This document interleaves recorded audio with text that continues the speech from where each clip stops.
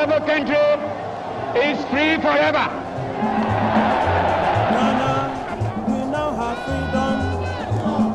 Ghana, since independence, has struggled to manage its debt.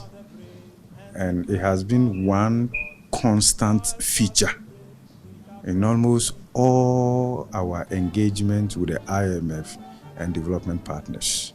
Our struggle to manage our debt has been a bane on this country. So you'll find that right from 1965, when Ghana first approached the IMF under the watch of Dr. Kwame Nkrumah, one of the reasons we cited was debt unsustainability or ballooning public debt.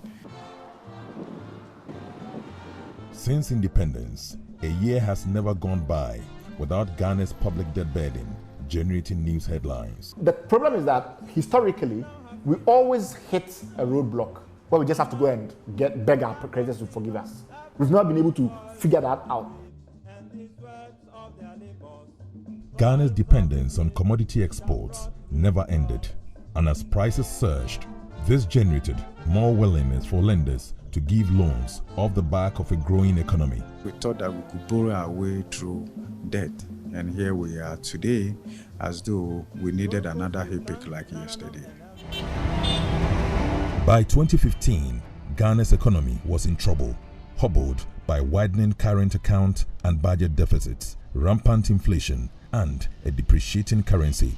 Credit dried up as interest rates rose and banks' bad loans piled up. We suffered some crises. The global financial crisis was one, which was 2000, 2008, 2009, when Professor Mills, came in.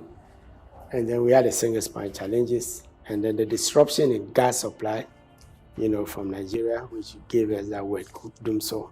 We think it's non-performance, but that was the cause. And then we waited 2-3 years, and it wasn't being resolved. So we decided to do the badges and the other things. The fiscal became a bit shaky, right?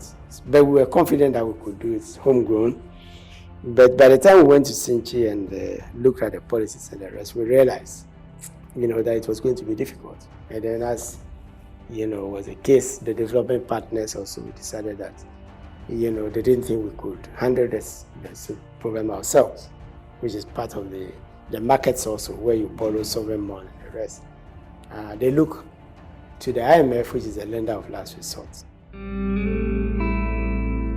In March 2020, the unexpected happened. The COVID-19 put spokes in the wheels of Ghana's economic trajectory. A lockdown, a term that was alien to the country, surfaced and placed a temporary halt on economic activities. COVID-19 was an exceptional pandemic that affected economies all over the world. So Ghana is not the only country that got affected. If you check in 2019, the economy was at its peak. Yeah.